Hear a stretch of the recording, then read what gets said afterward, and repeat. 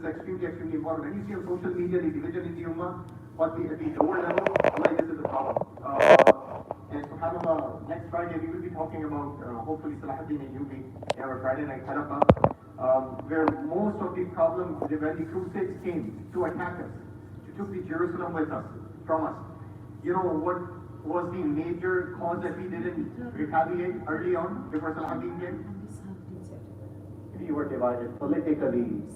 Dr. Sadavi says in his book, 3-volume book, subhanAllah, he says we were divided in the fiqh debate, in the theological debate, and sometimes we would actually help crusaders. The Muslims in Syria helped crusaders to fight against the Damascus Muslims, so that I can get more share. And while they were conquering Jerusalem, this is what happened. So this is extremely important. Become humble if you are an influencer also. Do not present your speculative argument as a definitive one. And this is Islam. What the other scholar is doing. Be humble. That this is my approach. I think that this is the right way to go. But do not say others are wrong if you don't have a definite answer. It's not about zina versus nikah, tawheed versus shirk. If it's about secondary issue, then say that this is my opinion. Be humble. The last thing is that, so you should be humble towards Allah subhanahu wa ta'ala, and then you should be humble towards people. How your humbleness will be tested with the people? How you will know that you are humble with the people? Tell me. This is an easy question, right? This is an easy question. No, Iman, you are done for today. Okay.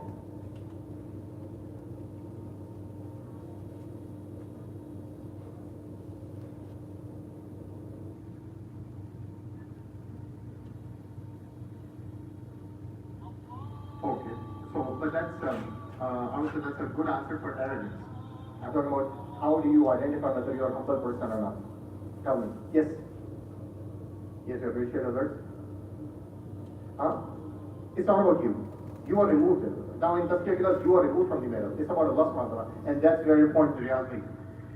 If you want to test your humbleness, whether you're really humble or not, and if I want to test as an imam or as an scholar if I'm humble or not, one test given by Ibn Qayyim rahimahullah. And test, whenever you go home, just test this. It's not about how you deal with your lovers. It's about how you deal with your haters. It's easy to be humble in front of your students, and it's easy to be humble in front of your lovers. But when a person is your adversary, when a person is your hater, when a person is your critique, and in the argument you realize he have a truth, you're losing that argument. That's a test of our humbleness. Do you agree his point even though he is your adversary or she's your adversary? Or because they are your adversary, you will deny the truth. That's a test of our humbleness. And uqsimu billah, this is very difficult. It's very difficult. Because it's easy to get criticism from a lover. But it's difficult to get criticism from the one who is coming from a hater background. Although we have examples from the Sunnah. But now remember this. In Tazkiyah class, we are talking about removing your ego, and putting Allah subhanahu wa ta'ala in your discourse. Everything. It should be Allah-centric. So now it's not about whoever is good with me, I will be good with them, and whoever is not good with me, I won't be good with them. Now you are removed. Now we have put Allah subhanahu wa ta'ala as the center of attention. Whoever is good to Allah subhanahu wa ta'ala in terms of teaching truth, even though they are not good with me, I will accept it. And that requires some effort. May Allah subhanahu wa ta'ala make us more humble. I mean,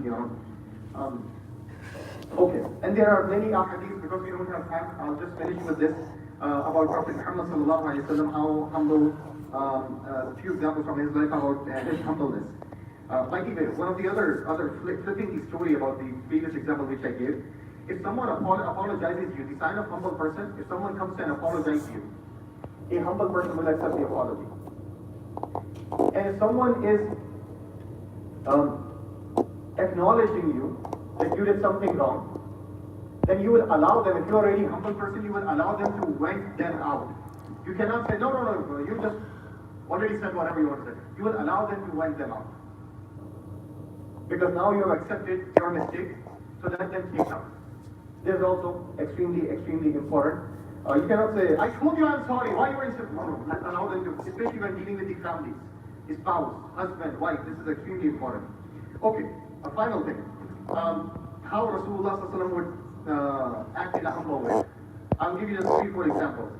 Whenever he will see kids, will he wait for kids to come and say salam to him, or he would go and say salam to the kids? What do you think? You have some kind of impression of Rasulullah's personality. No, as someone else. He would say, no, kids should come, I am older person, so kids should come and say salam to me, right? No. The hadith says, كان النبي صلى الله عليه وسلم يمر على الصبيان ويسلم عليهم. He would walk by the young people and then he would say salam to them. He would initiate salam. And one fun fact, it will help you to remove arrogance. If you are struggling from arrogance, always try to say salam to the people who are lower than you. Al-Badi wa salam bari'un min al-kibr. Rasulullah says, the one who initiates in salam, he is prevented from arrogance. Second, once a slave black girl. You know why I was slow in my introduction? These were the things which were considered as before Islam and the arrogance and salam. And Rasulullah came and he said, Inna akramakum indallahi atqakum. Whether you're black or white or brown, it doesn't matter, as you are being honored inside of Allah, as long as you have taqwa. A slave black girl, once she grabbed the hand of Rasulullah in the streets of Medina, and she was walking, and she was grabbing the hand of Rasulullah, and Rasulullah was walking with her. Whenever she would go in the streets, Rasulullah was walking with her. Why? I would ask you. Why? Rasulullah is busy, right? You have a big family, the entire message. Why? To convey this message, be humble. Ibn Hajar rahimahullah said in the tafsir of this hadith, that this is the humbleness of Rasulullah sallallahu alaihi wasallam. He never said, no, I'm busy, okay, let me just go. Third, he would serve his family members. The hadith says, كان يكون في بيته يعني صلى الله عليه وسلم في خدمة أهله ولم يكن ينتقم لنفسه قط. That he would serve his family members. يغسل صوبه ويكنس داره. He would clean his house. This is also a sign of his humbleness. Even though he was the busiest person, subhanAllah.